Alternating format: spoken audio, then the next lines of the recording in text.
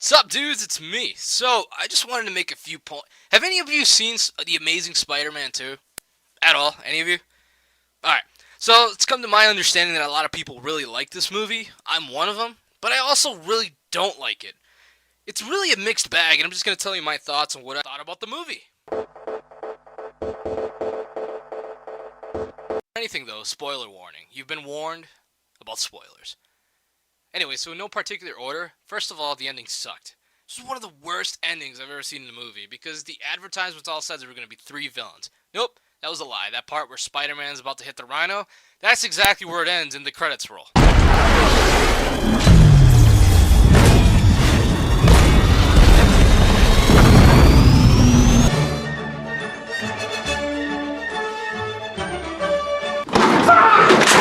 That's not it though, that's what put the nail in the coffin, but what happened before though, as all of you know, Gwen Stacy dies. And Peter's obviously really sad, he's mourning for her, and we're really sad as an audience because we really like them as a team. They had a lot of chemistry together, we liked Gwen Stacy, she was cool. And the movie pretty much shows you a year of Peter's life of him just getting over it in a span of 5 minutes. Yeah, he gets over it, and that's when he becomes Spider-Man and he fights the Rhino. Are you kidding me? When we left the theater, we were still depressed about what happened, and you want us to get over that in 5 minutes? That's bull. That's just crap. Realistically, I know that in the second movie, we've already done the whole Spider-Man struggling whether or not he wants to be Spider-Man, but come on, you want us to get over that in 5 minutes? That was stupid. The whole idea of more villains in the movie having less action in them. There was only like 2 major action scenes in the whole movie with actual Spider-Man fighting, and only really the last one was really cool. Other than that, I was kind of bored. Yeah, the relationships and everything going on was interesting at times, but I found myself sitting there. I was like, where's Spider-Man? I want to see some fighting. Peter's parents. Nobody cares! Nobody cares about Peter's parents. The focus of the first movie. In this one, they finally explain to you what's up with Peter's dad. Newsflash, he's not an asshole. No fucking way! Yay! You had to wait 2 movies for that. Do you care? No. Music wasn't really that memorable. I know this really isn't fair because you're going up against Danny Elfman, but I thought the first one had a really good theme going.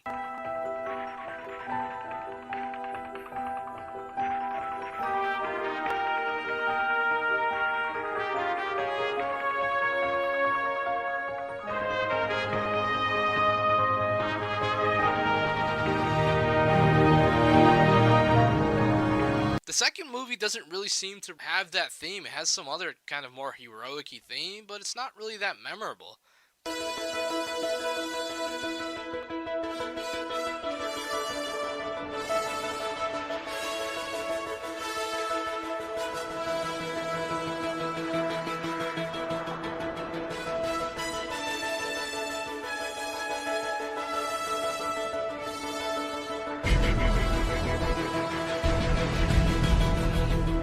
I don't know, I just missed the Danny Elfman days. Remember that theme?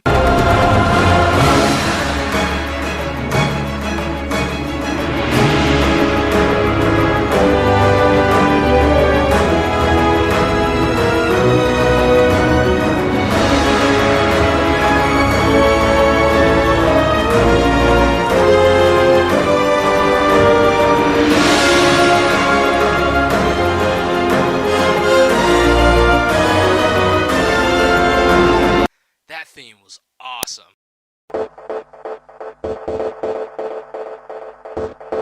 Electro really had no chance against Spider-Man. Alright, Electro appears behind people and just vaporizes their stomachs and they're dead instantly. He can bring people back to life, but somehow if he just shoots a bunch of electricity in Spider-Man's face, he's fine. Not even a burn mark on the guy. And I know a few scenes ago, there were 2 guys being interviewed on the side of the street, and they were asked how can he survive that. They made up some stupid theory about Spider-Man's costume being made out of rubber. Bullshit, they just made that up. It doesn't mean it's actually part of what Spider-Man does. How would they know that? They're just 2 people on the street. Literally sitting there, I was like, how is Electro gonna beat Spider-Man if none of his attacks works? He literally shocks the guy like a million times and nothing works. I don't know, I think they should have just had Spider-Man avoiding everything. That would have been a little more believable, but think about it. Look how much energy this guy, has pulsating through his body. He doesn't even have an Iron Man suit. Electro. Frankly, I don't know why they put Electro as the main villain, because what they did with the Green Goblin was 1,000 times more interesting. You see, Harry Osborn is dying because he needs Spider-Man's blood, and so he asks Peter Parker to get Spider-Man. He's like, no, because you might die, and so later on he finds out that Peter Parker is Spider-Man.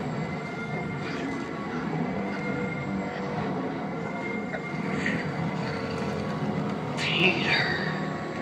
And realizes Peter Parker was the one that said no, so he feels betrayed because his only best friend ever in the world said no. Whew. Naturally, there's not more going with this than some really weird obsessed friend hating Spider-Man because a random cop in a building shot him. You take that shot. How about you come with me? Go somewhere we'll talk. Away from all these people, okay?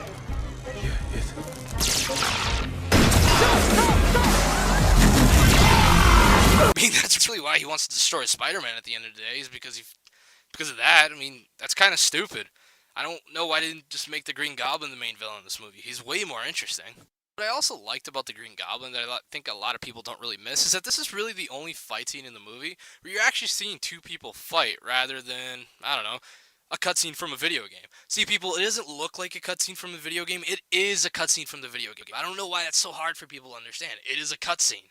Spider-Man does look a lot cooler being more nimble. I love the part in the bus where he's trying to catch all the things that they were trying to steal. You're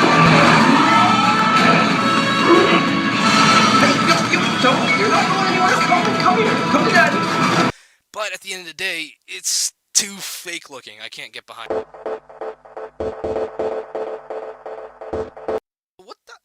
What the hell is wrong with everybody in New York City? You see a guy in a big rhino suit, and the cops running from him because he's destroying everything because he has a giant robot and machine guns and missiles.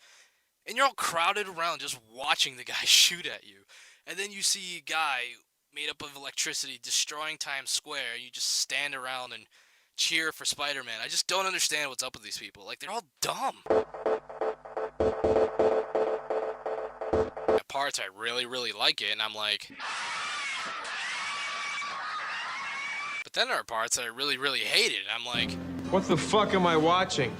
So that's pretty much how I feel about the movie. There's a lot of really good things to it, and there's a lot of really bad things to it. So if you watch it, let me know what you thought. I could be wrong about a couple things, so just let me know. I'll see you next time.